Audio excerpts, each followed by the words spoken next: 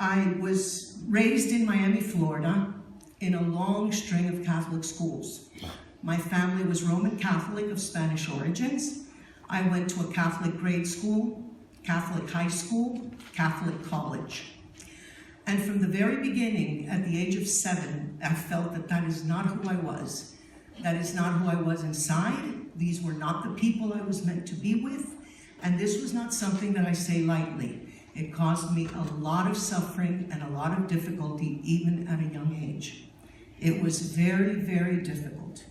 It was difficult to not understand the religion and not understand the people that I was born to or anything that was going on around me. It was a very difficult upbringing. And this is a very personal story, so like Anna Hannah in the morning, if I get choked up, it is still a very difficult one to tell. I think it's important to tell, or I wouldn't have flown from Miami to be here. I look to associate with anything and anyone Jewish. These feelings inside me were very strong. I didn't understand what Jewish was. I just knew that it had something to do with me. I finally converted in Miami in a lengthy process, an Orthodox process that took me 4.5 years. And that was over 25 years ago. Many, many years after this conversion, and suspecting that I could be a descendant of the Marranos or crypto-Jews of Iberia Peninsula, this suspicion came from the fact that my maternal grandmother taught me certain things. She taught me how to take dough from pastries that she taught me to make in very large quantities. She taught me how to burn in the oven without any kind of a blessing, but something that she taught me to check for blood in the eggs. She taught me many things, and when she died, she left me some Star of David earrings, and she left me a hamsa, a hand of God. She never told me that we were Jewish. She never said anything about it, but the whole time I was converting, and she had plenty of time, because it took 4.5 years, the whole time I was converting, she would say to me, Mari, this is so dangerous. This is so dangerous what you're doing. And I thought she was telling me how dangerous it was for my soul, that I would fry in hell. This is what we learn as Catholics. Only later to realize that what she was telling me was how dangerous it was to be a Jew. But she never chose to tell me. What she did do, though, was leave me these very special artifacts. And once she did that, I took it upon myself to go back. I was already a practicing Jew. Ashkenaz, I may say, because I've had these identity crises all along, which happens to all of us. I grew up Catholic. Then I became an Ashkenazi Jew, and I learned how to make kugel and gefilte fish. And then all of a sudden, I hear I'm a Sephardic Jew, and I have to learn how to make kibbeh. I'm just going to stop while I'm ahead with the gefilte fish, but it is a very difficult transition that we go to. I went back and I found an unbroken maternal lineage going back to 1405. My first 15 grandmothers were from Spain. Grandmothers 16 through 22 were from the area of Braganza, Portugal. Each one of these grandmothers, I have their birth certificates, death certificates, and at the last level of the genealogy, I have 40 Inquisition documents sitting squarely on my maternal lineage. My family was judged and processed because they continued practicing their Judaism until they could no longer. They were killed, they were judged. They were judged for not lighting a fire on the Sabbath, not eating pork, for wearing a clean shirt on Shabbat, for the silliest of things, and some of them died saying that they would only live by the law of Moses. Back in the Inquisition records, it doesn't talk about Judaism, it talks about the law of Moses. And I have many of these grandmothers and the uncles and the aunts who died by the law of Moses, and never once, not through the 263 pages of those Inquisition processes that I go through every single night, not one of them fell onto the torture and died as martyrs for the religion of the law of Moses. It took me many resources that few people have numerous trips into the archives of Spain and Portugal. And it can be done. It absolutely can be done. Can everybody do it? Absolutely not. They cannot do it because they don't have the ability to do it, the money to do it, the time to do it. But can it be done? Yes, all those archives are there. Absolutely it can be done. And I know it because I'm not a historian, I'm not an academic, I'm in pharmaceuticals. So this is something that I started to do for myself, and then I learned and this world opened up. I also did a DNA test. I was very curious what was going on with this DNA thing. And I went to Family Tree DNA, which is the one that supposedly works the most with the Jews. And I didn't think I was going to find anything. I did my maternal DNA, and lo and behold, I find a young man in Brazil with the same last name as my grandfather, Ramos. And that was freaky. So I started communicating with him, and I didn't know how to ask him if he was Jewish, if he was Catholic, or what. And it turns out that he was born into a Catholic family. He was a genealogist. He converted. He is a practicing Jew today. And we share our 14th grandmother. This is not a coincidence. I found this through DNA later as just, let me try this out and see what's going on. I didn't go into it. So the reality is that if you have the paperwork and you find this through the DNA, I know for a fact, by the way, I did not have any other matches. I contacted Family Tree DNA and I said, what's going on? I've seen some of my Ashkenaz friends, they have all these matches all over the map from the top to the bottom. And he said to me, your family tree was chopped down. I did not do this for myself. I had the strength at a very young age, not only to recognize the burning inside me, but to do something about it. I stand in this place today so that you can hear the voice of the thousands of descendants of the crypto-Jews that are scattered all over the world. Those whose neshemas are crying out to come back, to come home and take their place amongst the Jewish people.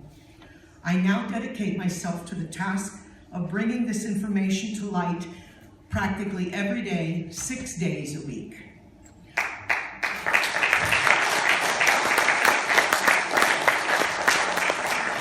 I study Inquisition documents at night. Doesn't do for good sleep. I don't suggest it. It's a little scary. I search for family trees that will help other B'nai Anusim, and I look for migratory patterns that will help us all understand the true diaspora of the Spanish Portuguese Jews. I answer hundreds of emails monthly, asking me for advice, asking me what can they do to come back, and how will Israel accept them? And how will other Jews accept them? And all I can do is help them with their genealogies. And I hold their hands through the miles. You cannot imagine the amount of hands that I hold through the miles, whether it's on Facebook, whether it's on other forms of social media, or just people that pop up on my phone. Just people pop up. And what can I really do? I give them a shoulder to cry on and an ear to listen. I feel as if I'm working in a vacuum. That is why this conference is so important. If all of these organizations that are doing this can really work together, it would be incredibly amazing, because I'm doing a lot of work on my own, but what can I really do? All I can tell them is to continue working on their genealogy, but I'm not sure that everyone knows that there are no approved Beit Dins for even conversion outside of the United States and in South America. So forget about coming back with your genealogy, forget about return certificates, forget about all of this. We're talking that someone would want to do what I did, an Orthodox conversion in Ecuador, El Salvador, Guatemala, Peru. It is not possible. They don't exist. Not a Beit Din that would be approved in Israel. And every single time that I speak to these people, every single email starts with, I can't explain it. I have a feeling that I'm Jewish. I don't know why this is the feeling that we all have. And who knows? Who knows why this is happening? Why it happened to me at the age of 7? Why this is happening? Who knows? I know I am Jewish. I know I've always been Jewish. For crying out loud, who would do this if they weren't Jewish? Seriously. But now, my voice...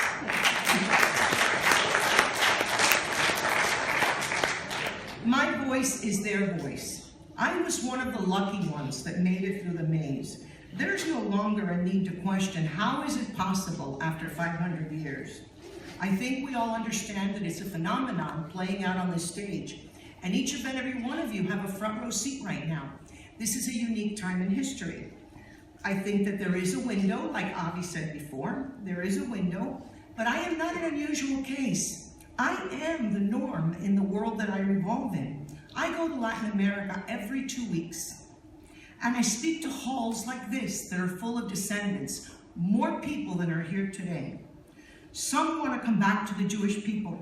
Some just want to reconectar with their ancestors while remaining Catholic. Those are the ones that we need. We need them to be our friends. We need friends as Jews and as Israel. We need friends all over the world.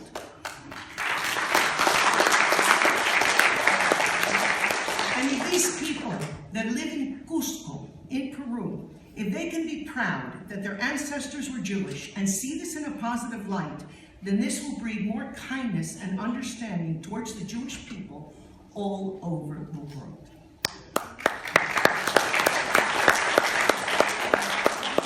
One thing is for sure, we come to this place as Bnei Anusim, we come alone. This is very different from other groups of Jews. When the Russian Jews came to Israel, they came with their families, whole families with all of their bags. That's not how we come back. We come back alone, one by one. That's why this is so challenging.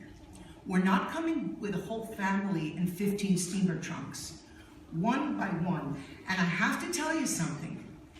We're all relying on these genealogies, and it's great. But I got a whole Catholic family sitting at home with my genealogy. And it has nothing to do with them. They're as Catholic as they come, will continue to be as Catholic as they come. This is inside. These Jewish neshamas that were born into Catholic families are coming back one by one. And perhaps that's why it's been so difficult to recognize them. It's easy to see a crowd, isn't it? Not so simple when you come back one by one. We leave everybody behind. And that flame that's in our souls is not on a piece of paper. This is a huge challenge because our families turn against us. It makes it very difficult. You have to be very strong. And when we emerge on the other side of this tornado, we must be there to embrace these people. If they are strong enough to do it, then all we have to do is just extend the hand.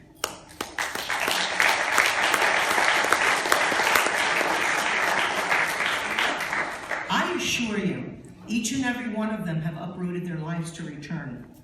And as they start this journey through the darkest of tunnels, we have a responsibility to stop questioning the motives immediately of this new wave of people that will potentially increase the population of the Jewish people dramatically. We must embrace, and we must teach, and we must nurture. That is our job. It is my deepest desire that today and at this event that we are sharing be not only a historic one, but a true turning point in bringing the Bnei Anusim home. I am your future. And as has happened so many times in our history, this is a time when I can honestly say that the fate of Bnei Anusim is in each and every one of your hands. Otherwise, you would not be sitting here. You would be elsewhere today. But if you have come to this hall, it's because you are here to accept that responsibility. Let's leave here today with concrete plans on how to begin. Let's leave with a clear vision of what must be done and what roles each of us will play. We descend from a very special people. The Spanish Portuguese were responsible for the Jewish Golden Age. Let's revive it and bring back our glory. They are your future. Thank you.